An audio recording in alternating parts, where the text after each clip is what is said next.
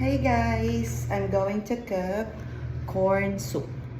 So these are the ingredients. Corn, of course. And syempre yung mga gulay na natira dito sa amin. Meron kaming okra. Ihahalo ko na rin yan kasi sayang. Para ulam namin.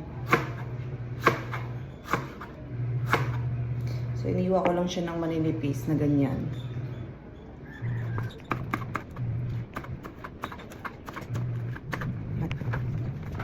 Kuha natin ng patola galing sa garden.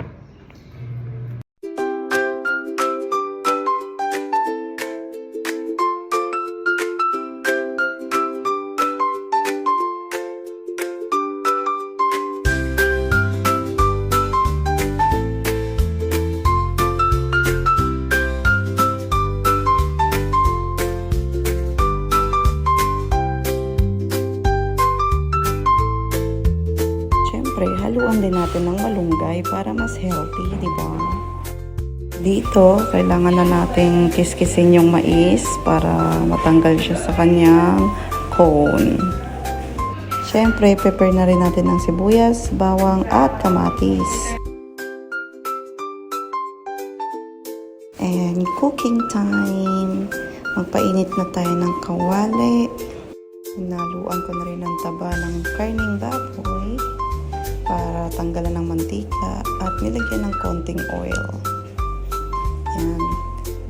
Kuhaan lang natin ng mantika yung taba. Yan, lagyan na natin ng bawang. Isang kutsa lang natin yan dyan. Saute lang. Mag-add lang ako ng a little bit of butter para pampalasa. Sabay na natin ang kamatis at sibuyas.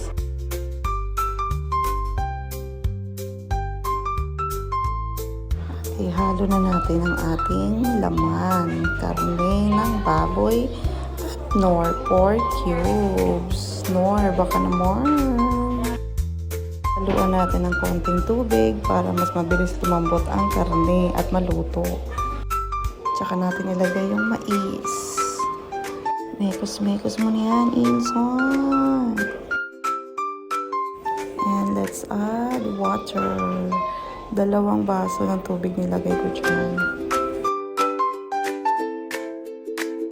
Siyempre, patis to taste. And let it simmer para lumambot ang mais. So, tansya-tansya na lang yan. Nasa inyo na lang yan, guys. Siguro, mga around 10 minutes ko yan siyang pinakuluan dyan.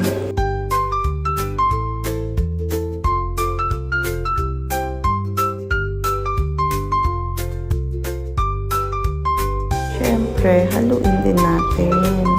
At tanggalin natin yung bula-bula. Yung galing yan sa meat.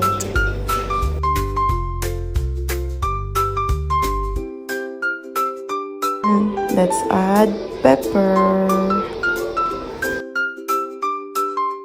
And let's add our veggies, ang okra at ang patola.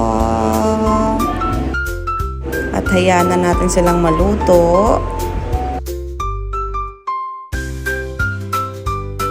At yan, kulong-kulo na siya. Mekos-mekos naman natin, mga insan. Yan, malapit na maluto ang gulay.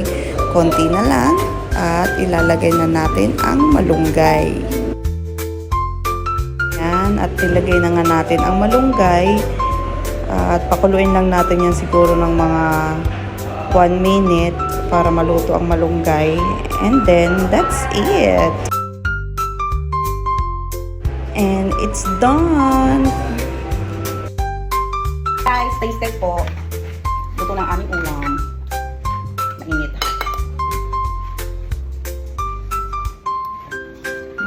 Naman. Huwag haber.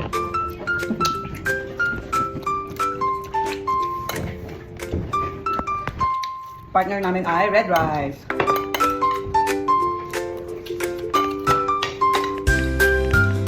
Hashtag healthy living. Mas masarap ako sa kanin. Hindi ako tubig. Dapat pala marami sa tubig. Dapat sa tapan ng baso puti.